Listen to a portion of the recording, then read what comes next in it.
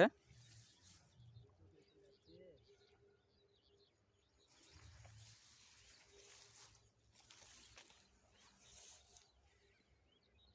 জল আছে নাকি দেখা দিবি?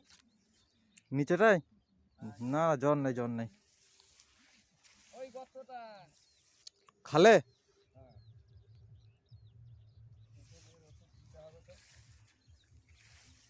তোমাকে এরকম হেলাতে হবে, নাহলে হবে না।